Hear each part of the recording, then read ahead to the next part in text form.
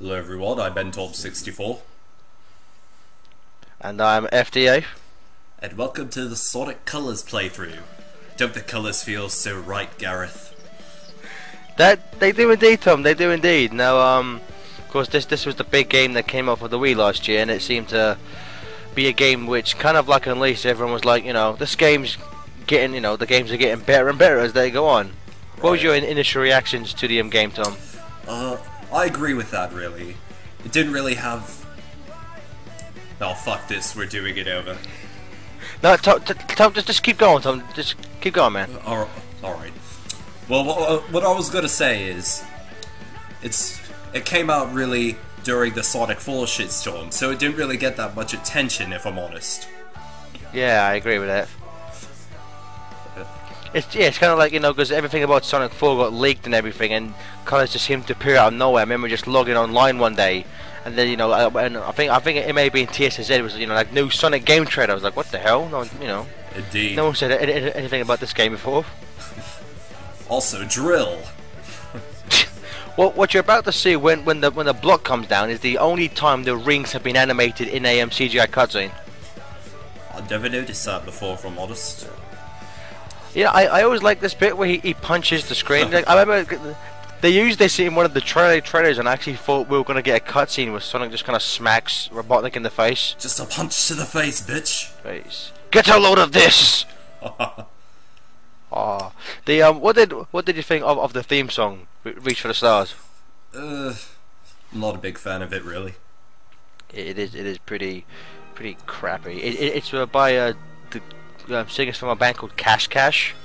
I actually at SOS in last year, Ruby Eclipse was there, and I did a short interview with him, and I actually asked him, like, some people have said they haven't really enjoyed it, and he was like, well, no matter what we do, some people won't like it. So I was like, that's fair enough. Yeah, that's how the Sonic fan base is, really. You can't please everyone. Yep, especially retro. Oh, definitely. So here we are, in the first stage of the game, Tropical Resort. How'd you like this one? I love Tropical Resort. I mean, I kind of like the fact that they just throw you straight into a level, and don't have like the typical cutscene. Though on the DS version, you do actually as we're gonna see, spoiler alert, as we're gonna see in a few minutes time, that CGI cutscene of them in the shuttle going up, and like sounds like, man, who would have thought you'd be dumb enough to leave the keys in this thing? Actually plays at the start of the game before you actually enter a level. Huh. I haven't played the DS version, actually. Like it's like Rush, So if you hate Rush, you won't enjoy it. If you liked Rush, like I did, you'll enjoy it. It's the best of the Rushes, in my opinion. I love this here. Outstanding. Amazing, because I wasn't a big fan of the quick time events in Unleashed. Right, I think these are a big improvement, personally. Well, yeah, because you just tap the A button over and over again. I think it's, for me, I never would have associated quick time events with Sonic the Hedgehog. I mean, I get the fact that you have to react quickly to what's going on screen, but still, I just felt that they just annoyed the crap out of me, the quick time events. Same here. I wasn't a big fan of the quick time events in Unleashed. What do you think of this music track? This is a Tropical Resort done by Tomio Otani. This is some funky bass. It is. I think a lot of people thought he was gonna be the sound director, just because he'd been the sound director for '06 and Unleashed. But it's actually, my Japanese pronunciation is just utterly abysmal. But the sound director is actually Kenichi Toko. That was some delicious English there, mate. It was. It's terrible, but he's been with the franchise since at least SA1. So I think it's nice that they're getting letting new people, be sound director. Because I think to me this is one of the best scores any Sonic game's ever had. Right. Plus, with these new with the new musicians, it doesn't get very stale. Yeah, well, it's not really new musicians, because it's the same set of people, like Tomio Otani and Fumi Katadira. I probably pronounced that name horribly fucking wrong, but sue me. It's the same. All these people have been working with the franchise since. And so Tomio Otani, he worked on SA2. I mean, he did the music behind the those craptastic Knuckles raps. Hey, I we're just think down it's in amazing Pumpkin that Hill. I've got to find my Exactly. lost piece. I think it's amazing that he went from doing that to, like, you know, writing the World Adventure. It's a massive, you know, step up. And speaking of a step up, what do you think of the Wisp power-ups? You know, I liked it. It's obviously, it's, you know, the quote unquote gimmick for the game, but you know, it's a gimmick that kind of felt natural because it's you know, I just looked at it as like the wisps were like, you know, like say the shield power ups in 3. Right, I was actually going to reference 3 myself. They're a lot like those power-ups, personally. Also, I like the thing how unlike say to, you know, say like boost pads to say Sonic 4, you know, they've designed these levels where you don't have to use them. It's just that, you know, using them gives you a lot of points. Like, you know, as we're going to see in the what did you think of the interactive you know, result screen? I thought it was a nice touch, to be honest, even though I only got a B. And of course we're about to hear the new voice cast, except for the wonderful Mike Pollock here. He loves to hear his own lips flap, but I gotta hand it to the youngster. This place is Roger Craig Smith of Check Out the Consoles fame. Whoa! Don't forget to check out the Sonic Spinball! Keep an eye out for Dr. Eggman! I thought those clips were just silly when I first heard them, but they're they're strangely addictive. Oh, it's weird because Roger Craig Smith, you know, as we can see in Roger Craig Smith current voice of sorry, and Kate, is it Hitchens, I believe, playing Tails now? I think Higgins, but Oh, don't quote Higgins, me on that's that. yeah, Kate Higgins, Roger Craig Smith was at a convention like a while ago, like a anime convention with a bunch of other voice artists, and someone asked him to say like a Sonic line, and he said, I should do it in the Alton Towers voice because everyone hates it. So I think even Craig's, you know, Roger knows himself that probably wasn't his best work. Although, you know, I love that line. I think it's so funny that Sonic says that. So I think Roger Craig Smith is more in tune with the fan base, as it were. Yeah, well, I think so because, you know, obviously he's been doing a bunch of video game characters. I think the biggest one he did before was Chris Redfield in Resident Evil 5. Come on! Come on, Gareth, come on! But yeah, you know, what did you think of his voice change? Honestly, I didn't really see it coming, but you could hear the bitches and modes from miles away. The Sonic fan base. I know a lot of people thought that, you know, it sounded too like old and deep, but, you know, as Craig Smith himself has said that Sega told him that they wanted a more mature sounding Sonic. Right. He sounds a little bit better with a deeper voice, in my opinion. Well, yeah, it's weird because in Free Riders, which came out before Colors did, his voice it sounds like he's doing an impression of Griffith because his voice is a lot higher in that game. And is the introduction of Orbot and Cubot. Orbot, of course, is pretty much a recolored Urgol from Unleashed. Wow! Look at that. What in terms of all, like, you know, because this is the first time in the games that Eggman's been given a kind of, you know, comedic robot duo as sidekicks. Well, like, how do you think these compare? You know, how do you think Orbot and Cubot compare to, like, say, Scratch and Grounder or Boko and Deku or even Sleet and Dingle from Unleashed? I think you mean Underground, first of all. That's the one, Underground. My bad.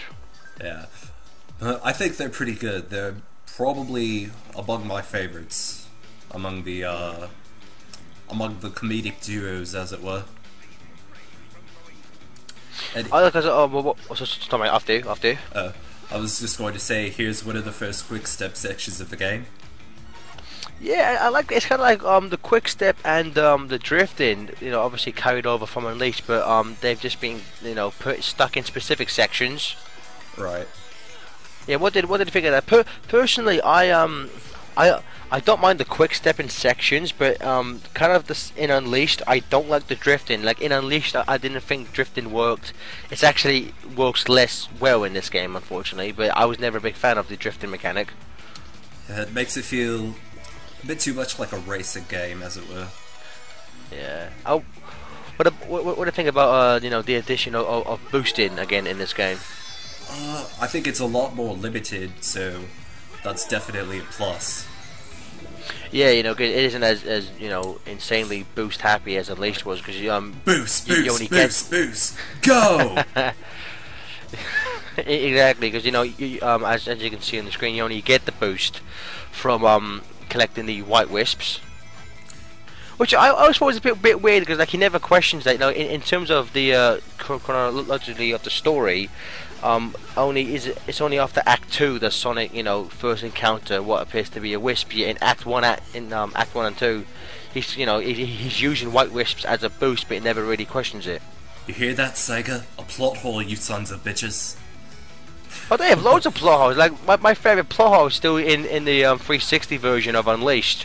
The fact that you fight, you know, in those terrible tornado like fucking plane levels. Oh, you God. fight Eggman in the sky, and Eggman clearly sees you.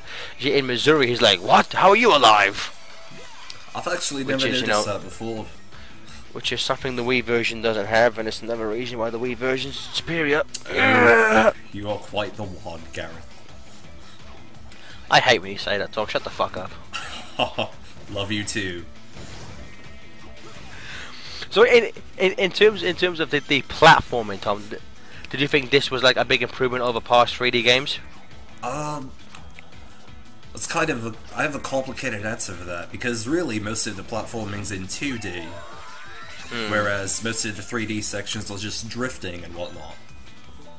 Yeah, it's like they carried over the Unleashed style of, you know, like some 2D, some 3D, though, as opposed to Unleashed. This game is you know, it's virtually all 2D, and as you said, the 3D sections are really just incredibly linear boosting and rails.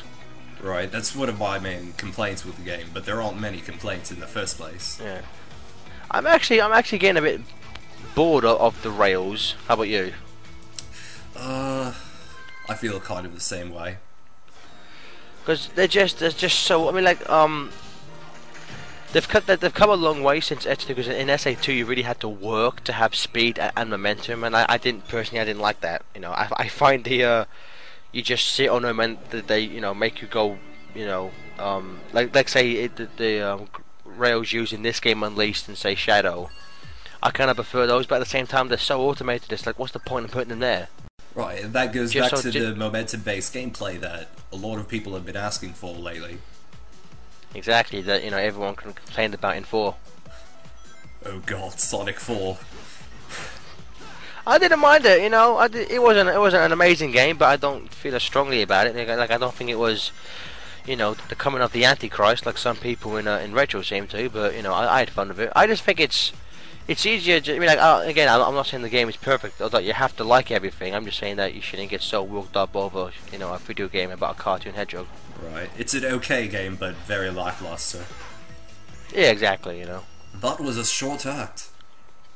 Yeah, a lot of the you know, because there's 7 worlds, 6 of which have 6 acts in them, and you know, compared to like Unleashed, or the HD version, of course, had just, you know, 2 long levels per world. So what do you prefer, like fewer like longer levels, or more shorter levels? I prefer levels that don't drag on, really. Because like I went back and played Heroes a little while ago, and like some of those levels took like 10 minutes to finish. Oh, that brings back some memories of Final Fortress. Oh Christ. And here we have the cutscene that unveiled the new voices. No, it wasn't this one. It was the cutscene after. Oh, was it this one? I thought, no, it was the cutscene after you fight the first boss. Right, my apologies. Damn it, Tom! You should be on your fucking game. Oh god, why? Why me? Now, what did some fans took umbrage to the slight shift in personality Sonic seems to have gained in this game? I liked it, because for me, I felt this is the first time that he's actually had a fucking personality in quite some time. He seems a bit more spontaneous. Well, he's a lot more kind of cocky and arrogant than he has been in other games, and I think one of the scenes that most people seem to have a problem with is the again, spoiler alert, is the after you defeat, I think it's the second or third boss, he's kind of like sitting there taunting the dead body of the robot. And you know, I personally love that scene. I think some fans were like, you know, what the hell is this crap? You're spoiling my playthrough? How dare you? Well, everyone's already, this game came out ages ago, man. Like, everyone's already seen it. Besides, you know, you put these friggin' videos on YouTube, people are gonna watch it anyway, you daft bastard. I'm sorry. You should be, man. You just fail at life. At least I don't run TSSZ. Burn! Okay, that's true. That's true. You gain some points for that. Indeed. Now I love that part where you just knock them all down like some bowling pins. A bowling pin, yeah. Some billiards. Now, what did you think about the enemies in this game? Because they're mostly egg pawns, but there are a few, you know, classic badniks. Was you happy about their return? Yeah, and I also like how a lot of the badniks seem, or excuse me, the egg pawns seem to have a different theme for each level.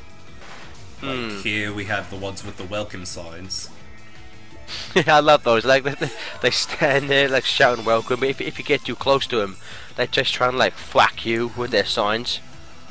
And a red ring as we cross the goal ring. The red ring of death.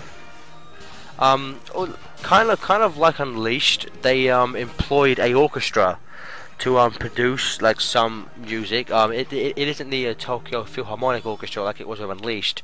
It's actually the Amsterdam Session Orchestra, and unlike Unleashed, it doesn't do any cutscene music. It just does like the main theme. It does like the music that plays when you complete an act, when you defeat a boss. It does like the game over music. It does like the save menu section. It also does, you know, one of the greatest things I thought was it does a orchestral version of the Drowning music from Sonic 1 that you'll hear in Aquarium Park. Oh, definitely. Personally, I'm not too much of a fan of the orchestra, but I don't hate it. Well, see, it's weird because Jun Senoi used the orchestra sparingly in SA1 and SA2. In Heroes, when you got to Last Story, virtually all the cutscene music was orchestra there, and in Shadow, quite a few pieces were orchestral. But it wasn't until 06 that like the orchestra music was really like shoved in your face. And again, like I don't mind it. I don't like it in games kind of like this and Unleashed, where every single cutscene music is just orchestra. I think 06 and more so Black Knight struck a very nice it struck a nice balance between having cutscene music that was orchestral and having cutscene music that was rock. You know, because you know, right. Because when I think of Sonic music in this day and age, it's rock. Just because, you know, since SA1 and Jun Senoi, you know, it's rock as being the main style. I know that they've kept that for the levels, but they've really kind of taken it out in the cutscenes. Speaking of which, yeah. Also, the problem I have with the orchestral cutscene music in this game and Unleashed is that it just sounds so fake. Like it's not a good fake orchestra. It sounds horribly bad. Right, it is pretty apparent, if I must say so. Yeah, it's like the actual like melodies of the cutscene music is pretty decent, but it's also because in Black Knight, which I love the score of Black Knight. In Black Knight, the fake orchestra music sounds pretty damn real. So I'm not sure why it sounds so bad in this game. It's a mystery.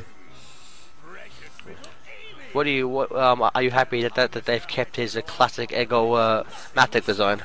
It's a very nice touch, yes.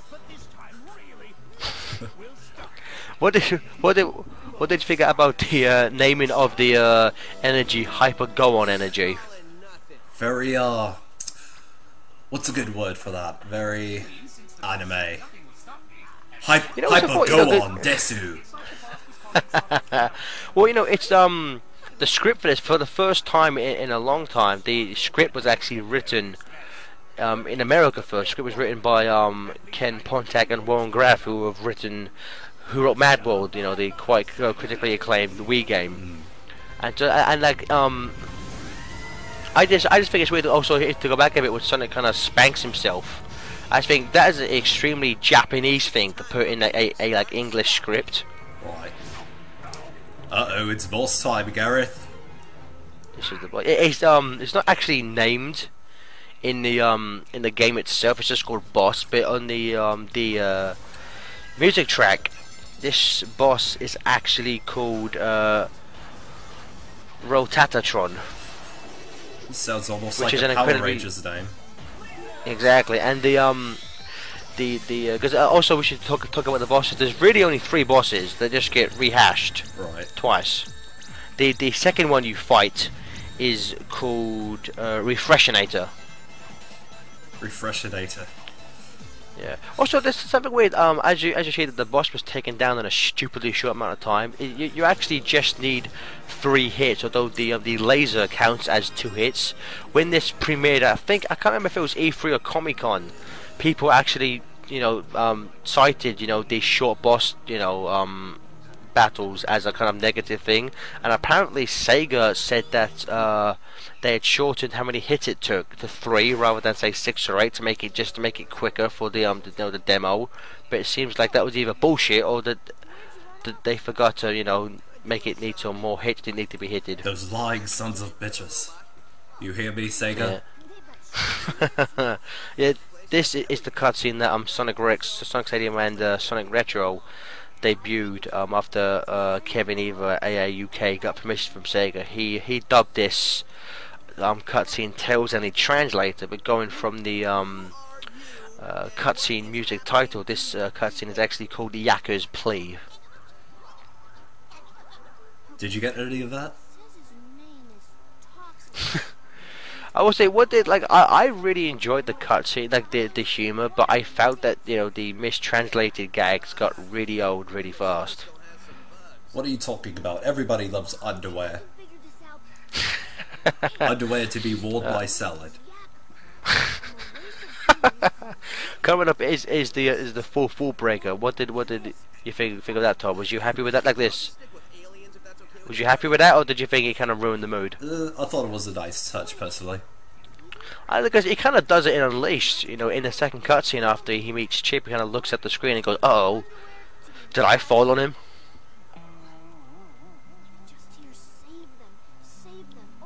Now, this is something Tom, that's always bugged me. He says, I just hear save them over and over again. Yet he's reading the words. Have you ever He's reading noticed binary code. Tom, I just want to say that after all these years, I actually can't stand you. Oh, is that so? Yeah, to be honest with you, I'm kind of sick of doing this, because you said this be fun and all, but I'm sitting here doing all the talking, you do nothing, and even though this cutscene is hysterical, I think I'm gonna have to kind of say fuck you, and just start. I quit Hellfire Comms. I'm sick of doing this, and if you need me, you can just bite my shiny metal ass. You can't quit. I'm firing your ass. You know what? Damn you, damn Sega, and damn the Wright brothers. I quit. You can't quit. The whole system quits. I am the system. Oh damn.